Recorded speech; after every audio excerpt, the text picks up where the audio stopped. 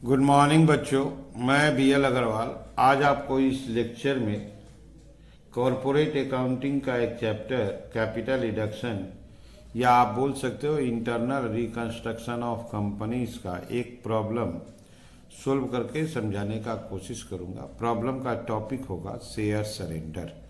Share surrender हो गया अगर आप लोग को डिबेंचर होल्डर क्रेडिटर्स का क्लेम रिड्यूस करना है, उनको पेमेंट देना है in the form of share, तो हमारे जो एग्जिस्टिंग शेयर होल्डर होते हैं उनसे कुछ शेयर, उनके पास जो शेयर है उसका 60% से 80% शेयर सरेंडर करा लेते हैं for the purpose of discharge to debenture holders creditors etcetera. अब बाद बाकी शेयर सरेंडर में जो बच जाता है उसको कैंसिल कर देते हैं। कैंसिल मतलब कैपिटल रिडक्शन में ट्रांसफर कर देते हैं। एट लास्ट कैपिटल रिडक्शन को डेबिट कर लेते हैं, उसको यूज कर लेते हैं existing losses over valuation of assets को कम कर देते हैं। अगर उसके बाद भी कुछ बैलेंस बचा तो कैपिटल रिजर्व में ट्रांसफर कर देते हैं। ठीक है, तो चलिए प्रॉब्लम ये रख दिया आपके सामने एक problem. The balance sheet of Monaco limited 31 March 15। Balance sheet में देखिए आपका इक्विटी शेयर कैपिटल 4 लाख है, 100 रुपये वाला शेयर है, इसका मतलब हुआ 4000 शेयर। सरप्लस में पहले से ही 535 का लॉस है। डिवेंचर आपका 7 लाख का है। डिवेंचर का इंटरेस्ट भी 35 ड्यू है। Trade payable due 25, provision for tax एक लायबिलिटी के रूप में है 5000। ओके, फिक्स्ड एसेट आपका 7 lakh, investment 7500, inventory trade receivable and cash. ये हो गया बैलेंस शीट का पोजीशन। अब देखते हैं रिकंस्ट्रक्शन स्कीम में क्या दे रहा है। लिख रहा है फिक्स्ड एसेट ओवर वैल्यूड है। इट मीन्स जब कैपिटल रिडक्शन को यूज करेंगे तो कैपिटल रिडक्शन को यूज करने के बाद जो बैलेंस बचेगा सारा का सारा वैल्यू फिक्स्ड एसेट के नाम से लिख दिया जाएगा और फिक्स्ड एसेट का वैल्यू रिड्यूस हो जाएगा। रिकंस्ट्रक्शन स्कीम में देखिए जो इक्विटी शेयर है उसको सब डिवाइड कर देना है फुल्ली पेड 10 रुपये वाला। तो जो 100 रुपये वाला शेयर है उसको सब डिवाइड करके 10 रुपया कर देंगे तो 4000 शेयर 40,000 शेयर बन जाएगा और वैल्यू 4 लाख का 4 लाख रहेगा। ठीक है, सब डिवीजन करने के बाद 90% शेयर को सरेंडर करा लेना है। 90% सरेंडर करा देंगे 3,60,000। सरेंडर का पर्पस होता है डिवेंचर होल्डर एंड क्रेडिटर्स। अब बाद बाकी जो बच जाएगा उसको कैंसिल कर देंगे। ठीक है, वही चीज़ लिखा हुआ है। इसके अलावा देखिए जो शेयर सरेंडर है उसमें से 25,000 इक्विटी शेयर को यूज करेंगे, शेयर सरेंडर को यूज करेंगे और कन्वर्ट कर लेंगे प्रीफरेंस शेयर के नाम से। और ये जो प्रीफरेंस शेयर के नाम से कन्वर्ट होगा ये दे दिया जाएगा डिवेंचर होल्डर को। तो शेयर सरेंडर को यूज करेंगे 25,000 शेयर, उसमें से 10 रुपया वाला दैट इज 2,50,000। इसका यूज कन्वर्सन करके प्रीफरेंस किया जाएगा जो डिवेंचर होल्डर को दिया जाएगा। उसके लिए उसके नीचे देखिए डिवेंचर होल्डर का क्लेम रिड्यूस करके 250 कर देंगे। क्लेम करने का मतलब इंटरेस्ट के साथ होता है। डिवेंचर आपका बैलेंस शीट में देखिए 7 लाख था, इंटरेस्ट 35 था, इसको रिड्यूस करना है, रिड्यूस करके 250 कर देना है।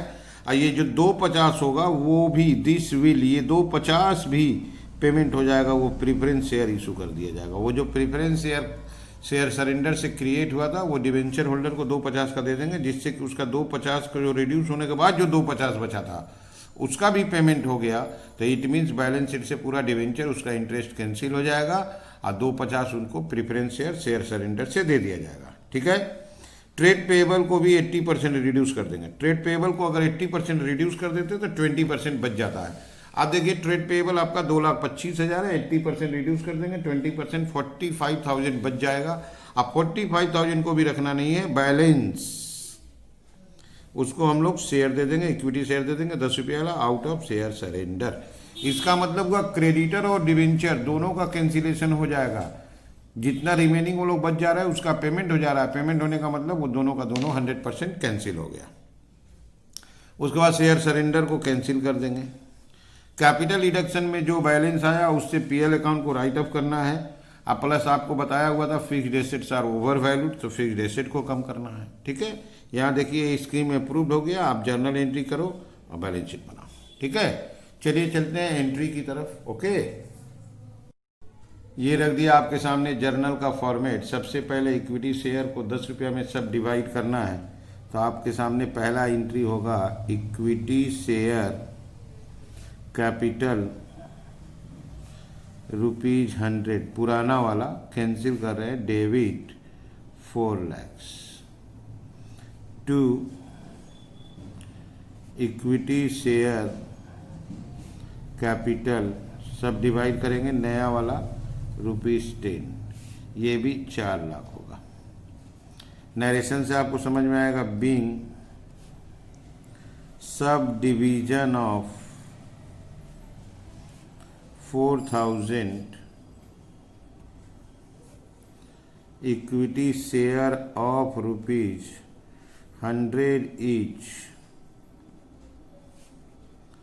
fully paid up into 40,000 equity share of ₹10 each fully paid up as per reconstruction scheme. तो पुराना 100 रुपया का शेयर कैंसिल करके उसके जगह नया 10 रुपया वाला शेयर बना दिए। इससे वैल्यू पे कोई इफेक्ट नहीं होता है। पुराना वाला कैंसिल डेबिट, उसके जगह नया वाला क्रेडिट। ओके, अब 90% सरेंडर कराना है। Equity share capital ₹10 account debit, 90% का मतलब हो गया 3,60,000। 2 share surrender account 3,60,000, being surrender of 36,000 equity share of ₹10 each fully paid up, 10 each fully paid up as per reconstruction scheme। तो 90% शेयर सरेंडर करा लिए। 90% का मतलब होता है 3,60,000, दैट इज 40,000 में से 36,000 शेयर सरेंडर करा लिए। और सरेंडर कराने का पर्पस होता है डिवेंचर होल्डर क्रेडिटर को पेमेंट कर देना है। तो क्वेश्चन में बोला था डिवेंचर होल्डर को आप रिड्यूस करके 250 कर दीजिए, और फिर ये 250 का 25,000 प्रेफरेंस शेयर देके पेमेंट कर दीजिए। क्रेडिटर को रिड्यूस कर दीजिए 80%, 20% बच जाए उसको इक्विटी शेयर देके पेमेंट कर दीजिए। ये पेमेंट होगा कहाँ से? इक्विटी शेयर सरेंडर से आएगा। ठीक है, यहाँ देखिए प्रेफरेंस शेयर भी आया है, शेयर सरेंडर से आया है। 25,000 इक्विटी शेयर को प्रेफरेंस शेयर में कन्वर्ट किए थे। ठीक है, यहाँ देख लीजिए आप, डिवेंचर आपका 7 लाख है, उसका 35,000 इंटरेस्ट है, क्रेडिटर आपका 225 है। चलिए इसका एंट्री करते हैं। डिवेंचर को कैंसिल कर देते हैं। डिवेंचर आपका था 8% debenture account debit 7 lakh, debenture interest due account debit 35,000 to capital reduction account 35,000 being reduction of debenture holders claim as per reconstruction scheme. तो डिवेंचर होल्डर का क्लेम रिड्यूस कर दिए, कैंसिल कर दिए। अब उनको 2.5 लाख रुपया देना है। इक्विटी शेयर जो शेयर सरेंडर में आया था उसको प्रेफरेंस शेयर में कन्वर्ट करके देना है, दैट इज शेयर सरेंडर को यूज करना है। तो शेयर सरेंडर क्रेडिट था, उसको यूज करेंगे 2,50,000। ये कन्वर्ट होके प्रेफरेंस शेयर बनेगा। प्रेफरेंस शेयर भी 8% प्रेफरेंस शेयर कैपिटल। ये वाला एंट्री इस ट्रांजैक्शन के पहले बोला हुआ था, लेकिन अपने बाद में कर रहे हैं। Being issue of issue of 25,000 8% preference share of rupees 10 each fully paid up to debenture holders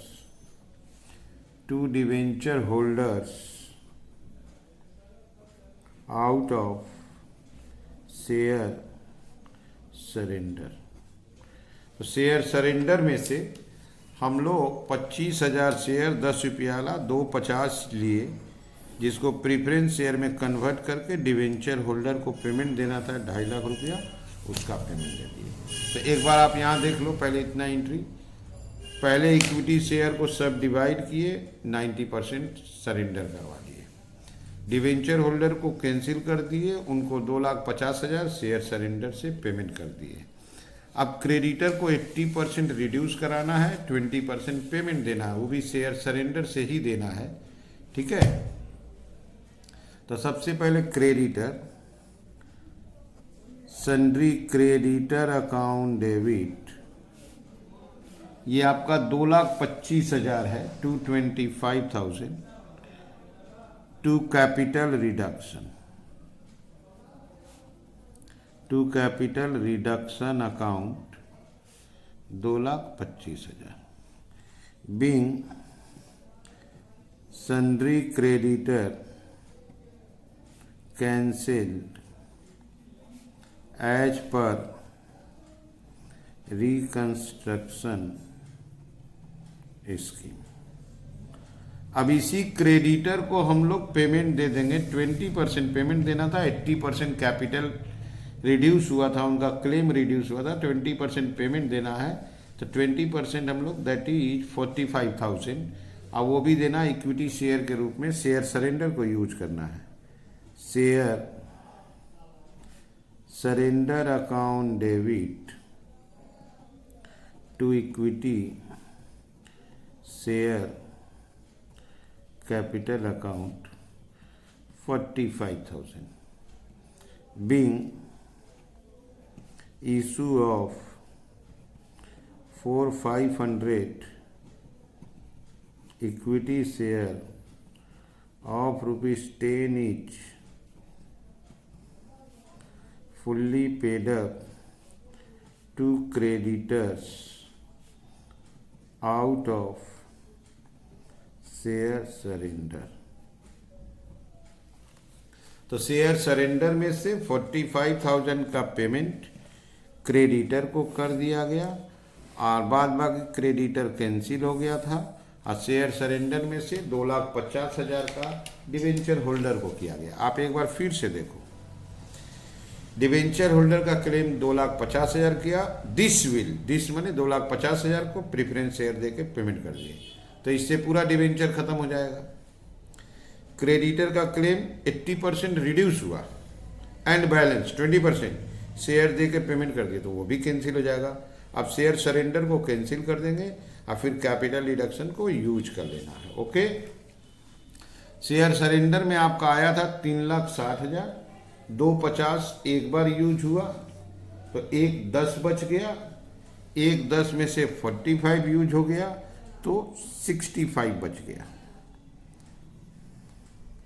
share surrender account debit to capital reduction, जो उसमें बच गया उसको कैपिटल रिडक्शन में ट्रांसफर कर देंगे 65। आप एक बार फिर से जोड़ दो, 360 आया था, 360 में 250 यूज किए, 110 बच गया, 110 में से 45 यूज कर लिए, 65 बच गया। Being share surrender cancel, share surrender को कैंसिल कर दिए, समाप्त कर दिए, राइट ऑफ कर दिए, आप बोल सकते हो। अब हमको पता लगाना होगा कैपिटल रिडक्शन का क्या पोजीशन है। आप देखो, डिवेंचर वाला एंट्री में कैपिटल रिडक्शन 735 आया है, क्लियर। क्रेडिटर वाला एंट्री में 225 आया है, तो 7 और 2 9, 35 और 25 60, 960 हो गया। और 960 के अलावा यहाँ पे देखिए 65 आया है, तो आपका 1025 हो गया, उसको डेबिट कर लेते हैं। Capital reduction account debit 1025,000 to statement of profit and loss. Profit and loss का बैलेंस आपका निगेटिव था, डेबिट था 535। अब बाद बाकी टू फिक्स्ड एसेट्स, बोला था fixed assets are over valued, तो ये 490 हो जाएगा। Being balance transfer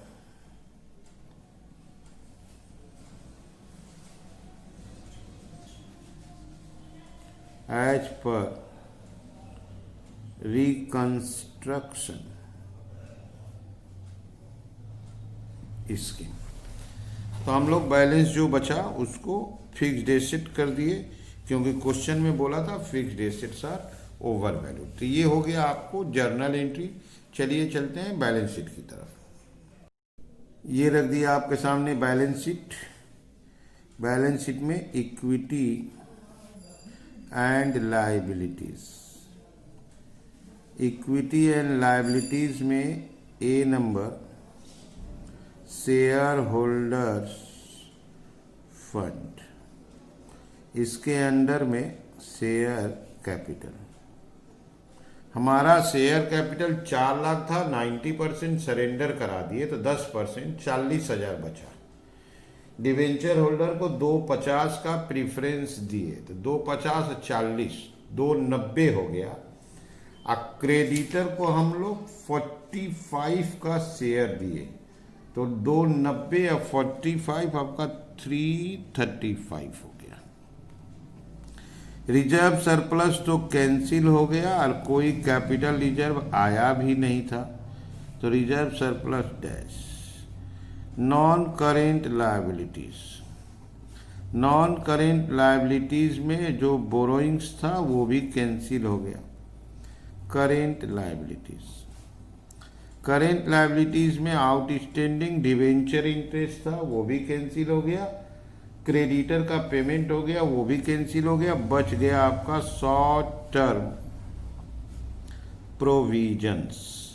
short term provisions में 5,000 था वो एज इट इज रह गया। ये हो गया आपका 340। आप एक बार बैलेंस शीट इतना देख लो। यहाँ से 90% कैंसिल किए थे तो 40,000 बच गया था। 2,50,000 डिवेंचर होल्डर को प्रेफरेंस के नाम से दिए तो 290 हो गया। 45,000 क्रेडिटर को दिए तो 335 हो गया। ठीक है, ये कैंसिल हो गया, ये कैंसिल, ये कैंसिल हो गया, ये कैंसिल हो गया, ये 5,000 बच गया। अब एसेट्स में आइए। फिक्स्ड एसेट्स ओवर वैल्यूड था। फिक्स्ड एसेट्स का दाम हम लोग 490 कम किए हैं तो 210 बच जाएगा। इन्वेस्टमेंट वैसे ही रहेगा, ये सब वैसे ही रहेगा। ठीक है, आते हैं एसेट्स। एसेट्स में ले आते हैं ए नंबर नॉन करेंट एसेट्स। उसमें फिक्स्ड एसेट्स। फिक्स्ड एसेट्स में टेंजिबल 490 फिक्स्ड एसेट का दाम कम किए थे तो 210 बचेगा। Non current investment. Non current investment balance sheet में था, उसको एज इट इज लिख लेते हैं 7,500। बी नंबर लाते हैं करेंट एसेट्स। करेंट एसेट्स में inventory, trade receivable, cash and cash equivalent. इनके नाम से कोई एंट्री नहीं की है, जितना बैलेंस था उतना ही लिख देते हैं। ये था आपका 50,000, 20,000, 52,500। अब इसको प्लस करेंगे, ऊपर वाले टोटल के साथ इक्वल होना चाहिए।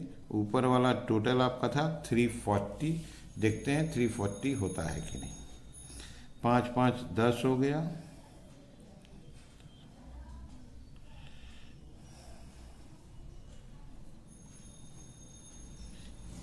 यस 340, यहाँ भी 340, बैलेंस शीट मैच कर गया तो हम लोग सही बनाए। ठीक है, आप लोग वीडियो को पॉज करके क्वेश्चन को लिखिए, मेरे साथ धीरे धीरे सोल्व कीजिए, देखिए आपको 100% समझ में आ जाएगा। ठीक है, ओके, थैंक यू, बाय।